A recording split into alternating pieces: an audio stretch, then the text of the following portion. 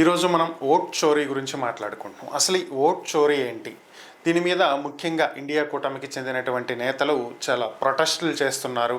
Already parliament నుంచి election commission office వరకు కూడా ధర్నా చేపట్టడం, దీంట్లో భాగంగా రాహుల్ గాంధీ, ప్రియాంక గాంధీ, సోనియా గాంధీతో పాటుగా మల్లికార్జున్ ఖర్గే, అలాగే కొంతమంది ఇండియా కూటమికి చెందినటువంటి నేతలను అరెస్టు చేయడం కూడా జరిగింది. అలాగే రాహుల్ గాంధీ ఒక ప్రజెంటేషన్ ఇచ్చి ఓట్ చోరీ జరిగింది అని చెప్పి ఒక పెద్ద ప్రజెంటేషన్ కూడా ఇచ్చారు. అసలు ఈ ఓట్ చోరీ ఏంటి, ఇది ఎందుకు ఇప్పుడు ఒక చర్చనీయాంశంగా మారింది అనేటువంటి అంశాల్లోకి వెళ్తే, ముఖ్యంగా ఇండియాలో ఎప్పుడు ఎలక్షన్స్ వచ్చినా, అవి జనరల్ ఎలక్షన్స్ కావచ్చు, లేదంటే పర్టికులర్గా ఒక స్టేట్కి సంబంధించినటువంటి అసెంబ్లీ ఎలక్షన్స్ కావచ్చు, ఏదైనా కావచ్చు, ఎలక్షన్స్ వచ్చినాయి అంటే ముందుగా చర్చకు వచ్చేటువంటి అంశం ఈవీఎంల tampering.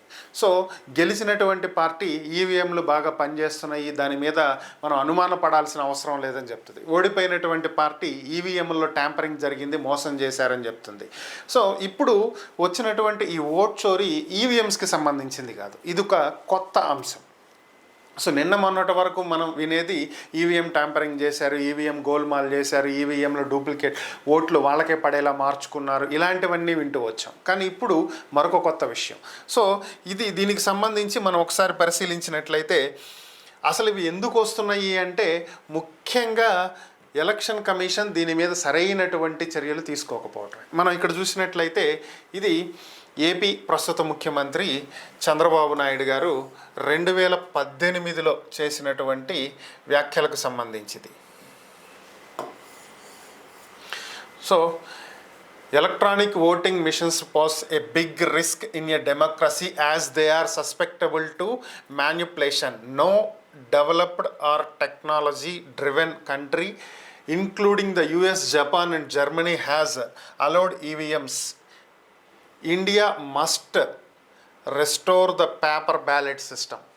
So well developed countries కూడా ఈవీఎంలు వాడట్లేదు, మనం ఎందుకు వాడుతున్నాము, సో మనం పేపర్ బ్యాలెట్కి షిఫ్ట్ అవుదాము అని చెప్పి 2019లో చంద్రబాబు నాయుడు గారు చేసినటువంటి ట్వీట్ ఇది. సో ఇదే 2019లో జగన్మోహన్ రెడ్డి గారు చేసినటువంటి ట్వీట్ కూడా చూపిస్తాం మీకు. సో ఇది YS Jagan in 2019 argue in favour of the EVMs after his landslide victory against the same TDP party.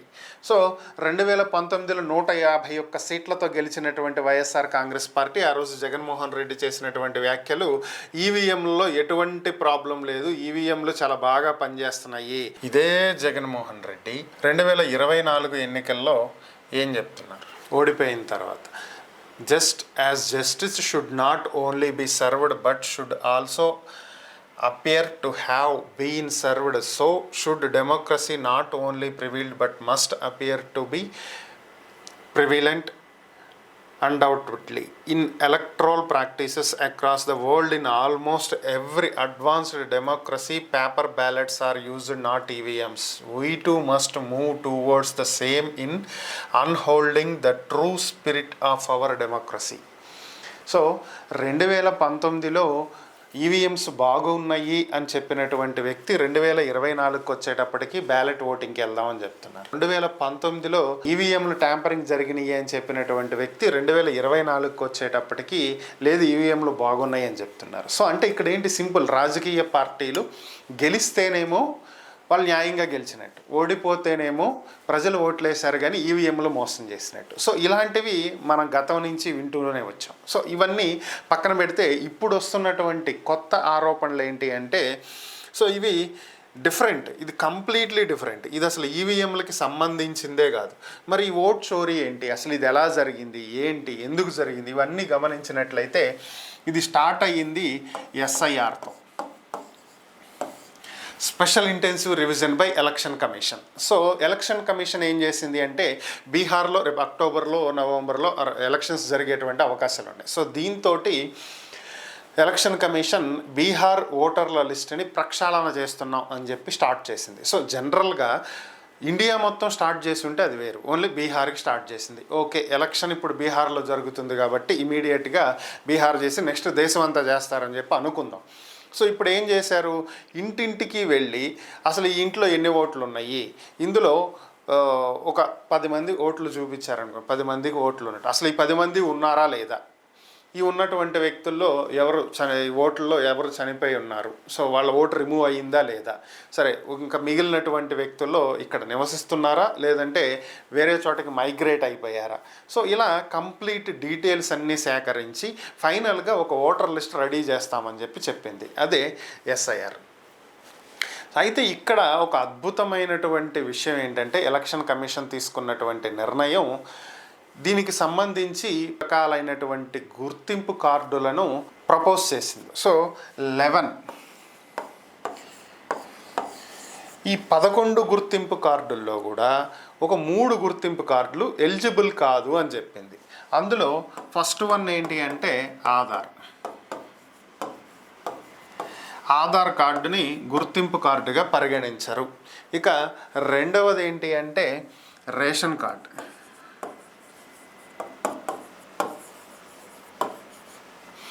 మూడవది నరేగా కార్డు.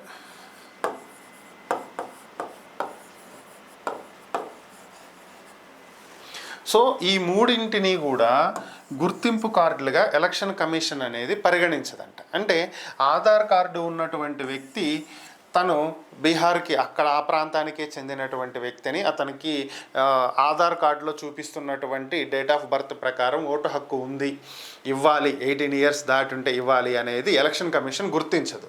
అలాగే రేషన్ కార్డులో ఉండి ఆ వ్యక్తులు రేషన్ తీసుకుంటున్నప్పటికీ కూడా దీన్ని కూడా గుర్తించదు. అలాగే నరేగా కార్డు, ఇదేంటి, ఉపాధి హామీ పథకం.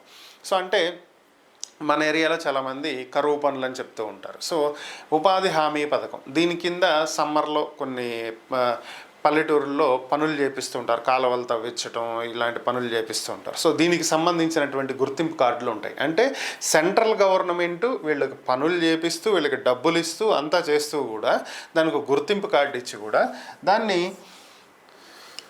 గుర్తింపు కార్డుగా తీసుకోవట్లా. సో ఇవి జనరల్గా ఒక సాధారణంగా చదువుకోని వ్యక్తుల దగ్గర కూడా ఉండేటువంటి కార్డులు. ఇవి పనులు చేసుకునే వాళ్ళకి, శ్రామికులకి, ఇలాంటి అందరికీ ఉండేటువంటి కార్డులు. వీటిని గుర్తింపు కార్డులుగా పరిగణించట్లా. సో సరే ఓకే, ఇవి వదిలేస్తే మిగతాయి తీసుకోవచ్చుగా. ఓటర్ ఐడి కార్డు ఉంది, పాన్ కార్డు ఉంది, పాస్పోర్ట్ ఉంది, XYZ ఏయో కార్డులు అన్నీ ఉన్నాయి. ఒక 11 రకాల కార్డులు ఉన్నాయి. ఈ 3 పోతే పోయిందిలే, ఏమైద్ది అనుకుందాం. సో అయితే ఇక్కడ అద్భుతమైన విషయం ఏంటి అంటే, ఏవైతే మిగిలినటువంటి కార్డులతోటి గుర్తింపు కింద తీసుకుని ఓట్లు నమోదు చేశారో దీన్ని ఒక ఫైనల్ లిస్ట్ అనేది ఇచ్చింది ఎలక్షన్ కమిషన్. ఈ ఫైనల్ లిస్ట్లో దాదాపుగా 7 కోట్ల మంది ఓటర్లు ఉన్నట్టుగా గుర్తించారు. అయితే దీంట్లో ఒక 63 లక్షల ఓటర్లు అసలు లేరు. ఈ 63 లక్షల ఓట్లు తొలగించామని చెప్పి ఎలక్షన్ కమిషన్ చెప్తుంది. ఈ 63 లక్షల ఓట్లు ఎందుకు తొలగించారు అంటే, దీంట్లో కొంతమంది ఒక 2 లక్షలకు పైగా చనిపోయి ఉన్నారు. ఇక మిగిలినటువంటి వాళ్ళు మైగ్రేట్ అయిపోయారు, వేరే వేరే ప్రాంతాలకు వెళ్ళిపోయారు. సో అందుకని వీళ్ళందరినీ మేము తొలగించేసామని చెప్తుంది. ఓకే ఫైన్, మీరు తొలగించారు, బాగుంది కదా. సో ఆ తొలగించిన లిస్ట్ ఇవ్వండి, మేము ఒకసారి చెక్ చేసుకుంటాం అంటున్నారు. సో దానికి ఒప్పుకోట్ల. ఎందుకని అంటే ఎలక్షన్ కమిషన్ రూల్స్లో అలాంటివి ఏం లేవు, మేము ఇవ్వాలనే రూల్ లేదు కాబట్టి మేము ఇవ్వము అంటున్నారు. సో ఇది ఎక్కడ న్యాయం? ఇప్పుడు మీరు సో వ్యక్తి లేడు అని చెప్పి తొలగించారు, ఎవరిని తొలగించారో ఇవ్వటంలో తప్పేం లేదు కదా. సో ఆ వ్యక్తి ఉన్నాడో లేదో చెక్ చేసుకుంటారు కదా. సో అది ఇవ్వట్ల. సెకండ్ థింగ్ ఏంటి అంటే, ఈ డీటెయిల్స్ అన్నీ కూడా మిషన్ రీడబుల్ ఫార్మేట్ అంటే PDF ఫార్మేట్లో పొందుపరచాలి. అవి పొందుపరచట్ల. దీనికి సంబంధించే రాహుల్ గాంధీ మొన్న స్లైడ్స్ వేసి చూపించినప్పుడు ఒక ప్రజెంటేషన్లో ఒక పెద్ద బండిల్ చూపించారు. 7 feet బండిల్ ఇది. ఇవన్నీ కూడా మాన్యువల్గా స్కాన్డ్ కాపీస్, ఇవన్నీ ప్రింట్ తీసి ఇచ్చారు. మేము దాన్ని మాన్యువల్గా వీళ్ళు ఉన్నారా లేదా అనేది, డూప్లికేట్స్ ఉన్నారా లేదా అనేది చెక్ చేయాల్సి వచ్చింది, చాలా టైం పట్టింది అని చెప్పి ఆయన చెప్పారు. ఇప్పుడు చెప్తున్నటువంటి ఈ ఓట్ చోరీ ఏ విధంగా ఏంటి అనేటువంటి అంశాలు క్లియర్గా చెప్తాను ఇప్పుడు మీకు. సో ఇక్కడ అసలు ఓట్ చోరీ ఎలా జరుగుతుంది? ఫస్ట్ థింగ్ వచ్చేటప్పటికి 5 రకాలుగా ఓట్ చోరీ అనేది జరుగుతుంది. ఫస్ట్ వచ్చి duplicate voting.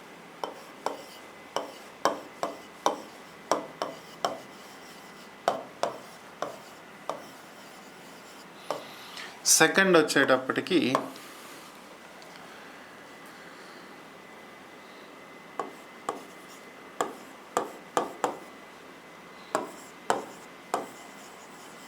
bulk voters, fake or invalid address.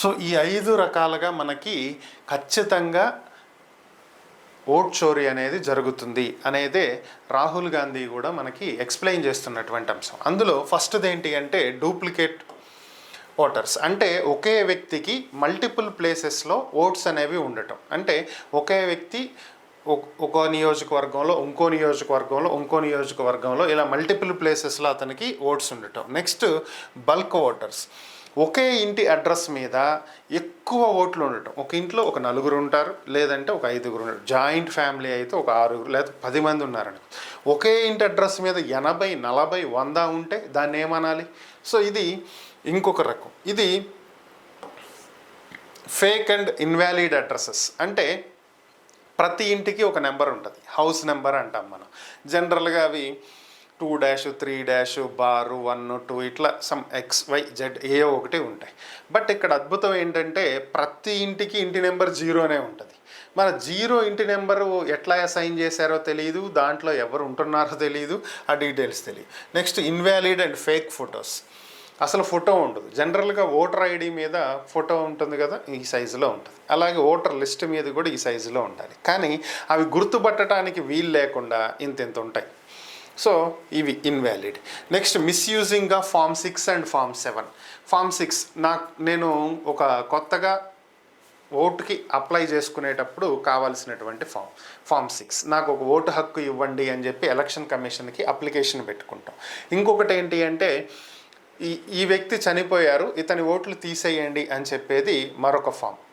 So ఇది ఈ రెండిటి ద్వారా కూడా మిస్యూజ్ అనేది జరుగుతుంది అనేది ప్రస్తుతం మనం చూస్తున్నటువంటి అంశం. దానికి సంబంధించినవి నేను మీకు ఇప్పుడు చూపిస్తా. సో ఫస్ట్ మనం మాట్లాడుకుంటున్నట్టు డూప్లికేట్ ఓటర్స్కి సంబంధించినటువంటివి ఇది. సో మీరు ఇక్కడ చూస్తున్నటువంటి వ్యక్తులు ఉన్నారు కదా, వీళ్ళందరికీ కూడా డూప్లికేట్స్ ఓట్స్ అనేవి ఉన్నాయి. సో వీళ్ళకి కూడా దీనికి సంబంధించినటువంటి ఎగ్జాంపుల్ కూడా చూపిస్తాను నేను మీకు అర్థం అవటం కోసం కొంచెం జూమ్ చేశాను. సో మీరు ఇక్కడ గమనించినట్లయితే ఇక్కడ పేరు చూడొచ్చు, Aditya Srivastava. So same Aditya Srivastava. So 4 చోట్ల ఇతని పేరు ఉంది. ఒకటి ఏజ్ 37, ఏజ్ 38, ఏజ్ 39, మళ్ళీ ఏజ్ 38. పోనీ సరే ఒకటే పేరు చాలామందికి ఉండొచ్చు కదా, సో మరి ఫాదర్ నేమ్ డిఫరెంట్గా ఉండే ఛాన్సెస్ ఉన్నాయి కదా. సో అది చూస్తే రిలేటివ్ నేమ్ అని చెప్పి ఇక్కడ ఇచ్చారు, either father name or relative name, what ever it may be. Ritika Srivastava, ఇక్కడ కూడా రితిక శ్రీవాత్సవ. ఇక్కడ ఒక్క చోట మాత్రం మారింది, అదేంటంటే ఎస్పి శ్రీవాత్సవ. సో అలాగే ఇక్కడ చూసినట్లయితే ఒక ఓటు మహారాష్ట్ర స్టేట్లో ఉంది, ఇంకొక ఓటు కర్ణాటక స్టేట్లో ఉంది, ఇంకొక ఓటు ఉత్తరప్రదేశ్లో ఉంది, ఇంకో ఓటు కర్ణాటకలో ఉంది. సో ఒకటి ముంబై, ఒకటి బెంగళూరు, ఒకటి లక్నో, ఇంకోటి బెంగళూరు అర్బన్. అసెంబ్లీ కాన్స్టిట్యున్సీ చూస్తే ఒక కాన్స్టిట్యున్సీ జోగేశ్వర్ ఈస్ట్, ఇంకొక కాన్స్టిట్యున్సీ మహదేవ్పుర, ఇంకొక కాన్స్టిట్యున్సీ లక్నో, ఇంకొక కాన్స్టిట్యున్సీ మహదేవ్పుర. సో హైలైట్ ఏంటంటే ఒకటే పేరుతో డిఫరెంట్ స్టేట్స్లో డిఫరెంట్ అసెంబ్లీ కాన్స్టిట్యున్సీస్లో విత్ ఫాదర్ నేమ్ సేమ్ ఉండి ఎలా ఓటు హక్కు అనేది వస్తుంది? How can it possible? So దీన్ని ఇంకొకటి కూడా చూద్దాం. సో ఇది చూసినట్లయితే ఇది కూడా ఒకసారి మనం జూమ్ చేసుకుని చూద్దాం. విశాల్ సింగ్, ఇక్కడ కూడా విశాల్ సింగ్, ఇక్కడ కూడా Vishal Singh. So relative name Mahipal Singh, age 34. అలాగే కర్ణాటక ఉత్తరప్రదేశ్. సో అసలు ఎలా ఇది సాధ్యమవుతుంది? ఇక్కడ 174 మహదేవ్పుర కాన్స్టిట్యున్సీ, ఇది వచ్చేటప్పటికి అజంద్రీన్ high school, room number 4, Doddakanahalli. ఇంకొకటి government lower primary school, room number 2, Chinnapanahalli. So బెంగళూరులోనే బెంగళూరు అర్బన్లో 2 ఓట్లు ఉన్నాయి. ఉత్తరప్రదేశ్ వారణాసిలో 1 ఓటు ఉంది. సో ఒకే వ్యక్తికి with same father name, same name, how can it possible? Different స్టేట్స్లో ఓట్లు అనేవి ఎలా ఉంటాయి? మరి ఎలక్షన్ కమిషన్ దీన్ని ఎలా పట్టించుకోకుండా ఉంది? ఇది డూప్లికేట్ ఓట్స్కి సంబంధించినటువంటి పరిస్థితి. ఇక మనం రెండోది మాట్లాడుకుందాం, ఫేక్ అండ్ ఇన్వాలిడ్ ఓట్స్. ఇది ఫేక్ అండ్ ఇన్వాలిడ్ అడ్రసెస్. మనం ఇందాక మాట్లాడుకున్నాం కదా, 0 హౌస్ నెంబర్ తోటి చాలా ఉంటాయి అని చెప్పి. సో మీరు ఇక్కడ గమనించినట్లయితే హౌస్ నెంబర్ 0, హౌస్ నెంబర్ 0 0 0 0 0 0 0 0 0 0 0 0 0. అసలు 0 హౌస్ నెంబర్ తోటి ఇళ్ళు ఎలా ఇస్తారు? సో ఇది ఒక పెద్ద ప్రశ్న. మరి ఎలా ఇచ్చారు అనేది గవర్నమెంట్ అఫీషియల్స్కి తెలియాలి, వీళ్ళకి తెలియాలి. సో ఇది ఒక టైప్ ఆఫ్ ఓట్ చోరీ. నెక్స్ట్ వచ్చేటప్పటికి బల్క్ ఓటర్ అడ్రస్.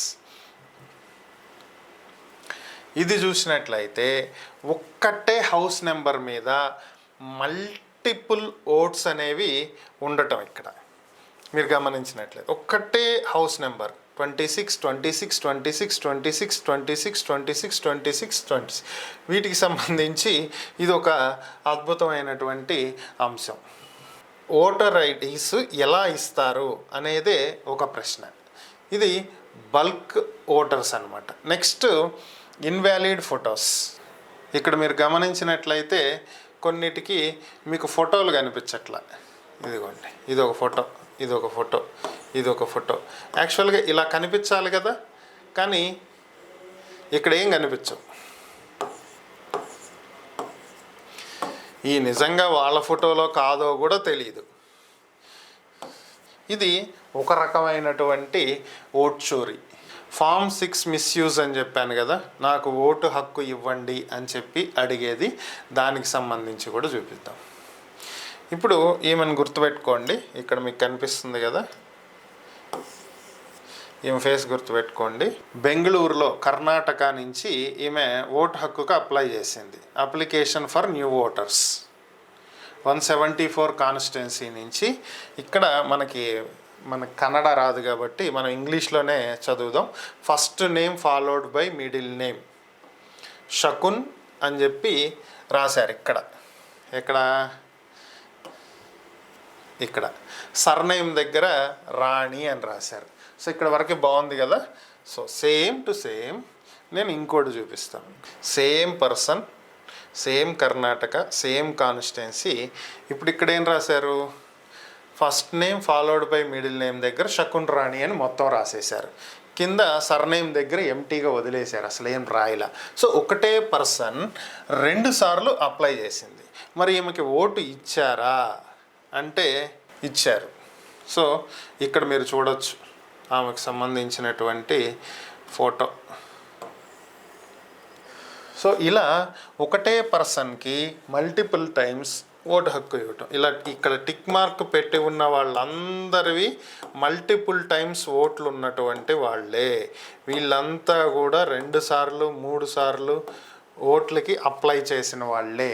సో ఒక్క కాన్స్టిట్యున్సీలోనే ఇన్నుంటే ఇక మిగిలినటువంటి పరిస్థితి ఏంటి? ఇదే ఒక దారుణం అనుకుంటే ఇంతకంటే దారుణం ఒకటి చూపిస్తాను నేను మీకు. ఇప్పుడు మనం స్టార్టింగ్లో ఒకటి మాట్లాడుకున్నాం, ఏంటిది? ఓటర్ ఐడి, రేషన్ కార్డ్, అలానే నరేగా కార్డ్స్ అనేవి ఎలిజిబుల్ కాదు, వీటిని కన్సిడర్ చెయ్యరు అని చెప్పి రెసిడెన్స్ సర్టిఫికేట్ని కన్సిడర్ చేస్తున్నారు. సో ఈ రెసిడెన్స్ సర్టిఫికేట్ కన్సిడర్ చేస్తుంటే బీహార్లో ఒక అద్భుతం జరిగింది. ఆ అద్భుతం కూడా నేను మీకు చూపిస్తా. ఇది చూశారు కదా, ఒక్కసారి మీకు బాగా జూమ్ చేసి చూపిస్తా. ఇది బీహార్ గవర్నమెంట్ ఇచ్చినటువంటి రెసిడెన్స్ సర్టిఫికేట్. 24/7/2025 అంటే జూలై 24వ తేదీన ఇది ఇష్యూ అయింది. సో ఎవరికి ఇష్యూ అయింది అంటే జనరల్గా మనం ఒక గవర్నమెంట్ ఆఫీస్కి వెళ్ళి రెసిడెన్స్ సర్టిఫికేట్ అడిగితే మీరు ఇక్కడే ఉంటున్నట్లుగా ప్రూఫ్ ఏంటి తీసుకురండి, మీరు చదువుకున్న స్టడీ సర్టిఫికేటో ఇంకొకటో ఏదో ఒకటి తీసుకొస్తే దాని ప్రకారం మేము రాసిస్తామని చెప్తారు. మరి ఈ కుక్క పిల్ల మరి ఎక్కడ చదివిందో, ఏ స్టడీ సర్టిఫికేట్లు సబ్మిట్ చేసిందో నాకైతే తెలీదు. మరి దీనికి రెసిడెన్స్ సర్టిఫికేట్ ఇచ్చారు. చూస్తే ఈ కుక్క పిల్ల పేరు dog Babu, son of Kutta Babu, mother name Kuttidevi. కుక్క ఫోటో కూడా వేసి సర్టిఫికేట్ ఇష్యూ చేశారు. సో ఇదే ఒక దారుణం అనుకుంటే ఇక్కడ ఇంకో దారుణం కూడా చూడొచ్చు. పిల్లికి కూడా ఒక సర్టిఫికేట్ ఇచ్చారండి, క్యాట్ కుమార్ అంట. ఏం చెప్పాలి, ఇది పరిస్థితి. పిల్లికి కూడా ఇదిగోండి పిల్లి ఫోటో, ఓకే. ఇక్కడ క్యాట్ కుమార్ అని చెప్పి ఒక సర్టిఫికేట్ ఇష్యూ చేశారు. పేర్లు, తల్లి పేరు, తండ్రి పేరు, మేల్ ఆర్ ఫీమేలు, ఎవ్రీథింగ్. అసలు ఇది ఎలా సాధ్యం అనేది అర్థం కావట్లేదు. కుక్కకి రెసిడెన్స్ సర్టిఫికేట్ ఇస్తున్నారు, పిల్లికి రెసిడెన్స్ సర్టిఫికేట్ ఇస్తున్నారు. ఈ అద్భుతాలన్నీ ఎలా జరుగుతున్నాయి అనేది తెలియదు. ఇవి ఎప్పుడైతే ఇష్యూ అయినాయో వెంటనే ఇది జరుగుతుంది, ఎస్ఐఆర్ జరుగుతున్నటువంటి సమయంలోనే, స్పెషల్ ఇంటెన్సివ్ రివిజన్ జరుగుతున్నటువంటి సమయంలోనే ఇవి ఇష్యూ అయినాయి. ఇది ఎప్పుడైతే ఇష్యూ అయినాయో దీన్ని ఐడెంటిఫై చేసినటువంటి అధికారులు వెంటనే వీటిని డిలీట్ చేయడం జరిగింది. దాని తర్వాత ఎవరైతే అప్లై చేశారో, ఎవరైతే ఇష్యూ చేశారో, అప్లై చేసినటువంటి వ్యక్తిని, దీన్ని అప్రూవ్ చేసినటువంటి వ్యక్తిని, కంప్యూటర్ ఆపరేటర్ని అందరి మీద కేసులు పెట్టారు. బాగానే ఉంది. అసలు అక్కడ దాకా తెచ్చుకుంటాం ఎందుకు? మరి గవర్నమెంట్ ఇష్యూ చేసినటువంటి ఐడీసే పనికిరావని చెప్పటం ఏంటి? మిగిలినటువంటి వాటికి ఇలాంటి సర్టిఫికేట్లు ఇవ్వటం ఏంటి? వీటిని బేస్ చేసుకుని ఓటర్ లిస్ట్ జాబితా రెడీ చేయటం ఏంటి? కొన్ని తొలగించిన వాళ్ళ లిస్ట్ ఇవ్వండి అంటే ఇవ్వకపోవటం ఏంటి? సో ఇవే అనుమానాలకి తావిస్తున్నటువంటి అంశాలు. ఎలక్షన్ కమిషన్ అనేది ఒక పారదర్శకమైనటువంటి వ్యవస్థ. సో ఇది 140 కోట్ల మంది ప్రజలు నమ్మేటువంటి వ్యవస్థ. దాదాపుగా 85 కోట్ల మంది ఓటు హక్కును వినియోగించుకుంటున్నారు వివిధ రకాలైనటువంటి ఎలక్షన్స్లో. సో ఎలక్షన్ కమిషన్ ఎంత జాగ్రత్తగా ఉండాలి? సో 85 కోట్ల మంది తమ మీద నమ్మకం ఉంచినప్పుడు దాని మీద ఖచ్చితంగా ఎలక్షన్ కమిషన్ అనేది ఎంతో విశ్వసనీయతగా ఉండాలి, పారదర్శకంగా ఉండాలి, అకౌంటబిలిటీగా ఉండాలి. కానీ ఇక్కడ పరిస్థితులు అలా కనిపించట్లేదు. పరిస్థితి అంతా దారుణంగా ఉంది. సో ఎలక్షన్ కమిషన్ ఇలాంటి వాటికి ఎందుకు తావిస్తుంది అనేది ఒకసారి ఆలోచించుకోవాలి. గతంలో సుప్రీంకోర్టు కూడా ఒక జడ్జిమెంట్ ఇచ్చింది. ఎలక్షన్ కమిషన్లో ఉండేటువంటి అధికారులను ప్రభుత్వాలు నియమించవద్దు. సో దీనికి సంబంధించి ఎలాగైతే సుప్రీంకోర్టుకి ఒక కొలీజియం ఉందో అదేవిధంగా ఒక భారత అత్యున్నత న్యాయస్థానం సుప్రీంకోర్టు చీఫ్ జస్టిస్ తోటి మరి కొంతమందితో ఒక కమిటీ వేసుకుని వాళ్ళు నియమిస్తారు అని చెప్పి, బట్ దీన్ని అమలు కానివ్వకుండా పూర్తిగా నిర్వీర్యం చేసి పారేశారు. ఈ తీర్పుని మళ్ళీ పార్లమెంట్లో బిల్లు పెట్టి ఇది చేసి చివరికి అది పనికి రాకుండా చేశారు. సో ఇలాంటివి చెయ్యటమే తప్ప కనీసం ప్రజలకు నమ్మకం కలిగే విధంగా, ప్రజలకు ఓకే ఎన్నికలు జరుగుతున్నాయి అంటే పారదర్శకంగా జరుగుతున్నాయి అని అనిపించే విధంగా ఏది కూడా చెయ్యట్లేదు. సో అందుకే ఇలాంటి వాటికి తావిస్తుంది. ఇప్పటికైనా ప్రక్షాళన చెయ్యండి, తప్పేం లేదు. ఎస్ఐఆర్ స్పెషల్ ఇంటెన్సివ్ రివిజన్ చేస్తున్నారు, ఇంటింటికి తిరుగుతున్నారు, ఓటర్లందరినీ గ్యాదర్ చేస్తున్నారు. ప్రాపర్ డీటెయిల్స్ మీరు తీసుకునే డీటెయిల్స్ జెన్యూన్గా ఉంటే, జెన్యూన్గా ఓటర్ లిస్ట్ కనుక రెడీ అయితే అది చాలా బాగుంటుంది. బట్ ఇక్కడ అది జరగట్లేదు, అదే ప్రాబ్లం. ఎలక్షన్ కమిషన్ని నమ్మే 85 కోట్ల మంది ఈ ఓటు హక్కుని వినియోగించుకుంటున్నారు. వాళ్ళకి అకౌంటబిలిటీగా ఉండాల్సినటువంటి బాధ్యత ఎలక్షన్ కమిషన్ మీద ఉంది. సో అది ఈవీఎంల ట్యాంపరింగ్కి సంబంధించిన ఆరోపణలు కావచ్చు, లేదంటే వీవీప్యాట్ల కౌంటింగ్కి సంబంధించినవి కావచ్చు, లేదంటే ఇలాంటి డూప్లికేట్ ఓటర్స్ కానీ, ఇన్వాలిడ్ అడ్రసెస్ ఓట్స్ కానీ, లేదంటే ఫేక్ ఫొటోస్ ఓట్స్ కానీ ఇంకోటైనా సో ఏదైనా సరే ఎలక్షన్ కమిషన్ అనేది చాలా పారదర్శకంగా దీని మీద చర్యలు తీసుకోవాల్సి ఉంటుంది. 1-2 సార్లు స్టడీ చేసి అవసరమైతే గ్రౌండ్ లెవెల్లో తమ సిబ్బందిని ఉపయోగించుకుని, ఎలక్షన్ కమిషన్ కంటూ ప్రత్యేకంగా సిబ్బంది అనేది చాలా తక్కువగా ఉంటారు. సో అందుకనే ఎలక్షన్ టైంలో కూడా లోకల్గా ఉండే టీచర్స్ని వీళ్ళని ఉపయోగిస్తూ ఉంటారు. సో మరి తప్పేం లేదు. ఫైనల్గా ఒక జాబితా అనేది రెడీ చేసుకోవాలి. రియల్ ఓటర్స్ ఎంతమంది ఉన్నారు, ఫేక్ ఓట్స్ ఎన్ని ఉన్నాయి, సో అలాగే చనిపోయినటువంటి వాళ్ళ ఓట్లు తొలగించారా లేదంటే తుది జాబితా అనేది రెడీ చేయాలి. కాబట్టి అది అన్ని స్టేట్లలోనూ దేశం మొత్తం జరగాల్సి ఉంది. దీన్ని ఎలక్షన్ కమిషన్ తప్పించుకునేటువంటి వ్యవహారంగా కాకుండా దీన్ని బాధ్యత తీసుకుని సరైనటువంటి చర్యలు తీసుకుంటే బాగుంటుంది. మరి ఎలక్షన్ కమిషన్ ఎందుకు ఈ విధంగా తమ విశ్వసనీయతను కోల్పోయే విధంగా ప్రవర్తిస్తుంది అనేది ఒకసారి ఆలోచించుకోవాలి. లిస్ట్ ఇవ్వండి అంటే ఇవ్వాలనే రూల్ లేదు అంట, ఇవ్వద్దు అనే రూల్ కూడా లేదు కదా. సో సుప్రీంకోర్టులో అఫిడవిట్ వేసినప్పుడు ఎలక్షన్ కమిషన్ సుప్రీంకోర్టుకి చెప్పినటువంటి మాట, తొలగించినటువంటి వారి జాబితా ఇవ్వాలి అనేటువంటి రూల్ ఎక్కడా లేదు అని. సో అలాగే తొలగించినటువంటి వారి జాబితా ఇవ్వకూడదు అనేటువంటి రూల్ కూడా లేదు కదా. సో ఇవ్వాలి అనే రూల్ లేదు, ఇవ్వకూడదు అనే రూల్ కూడా లేదు. లేనప్పుడు అడిగినప్పుడు ఇవ్వటానికి ప్రాబ్లం ఏముంది? సో దాంట్లో తప్పేముంది? చెక్ చేసుకోవటంలో తప్పేముంది? ప్రతి రాజకీయ పార్టీకి విశ్వసనీయత కలిగించాల్సినటువంటి బాధ్యత ఎలక్షన్ కమిషన్ది. అలాగే ప్రతి పౌరుడికి విశ్వసనీయత కలిగించాల్సినటువంటి బాధ్యత ఎలక్షన్ కమిషన్ది. మరి దీని మీద మీ అభిప్రాయం ఏంటో కామెంట్ రూపంలో తెలియచేయండి.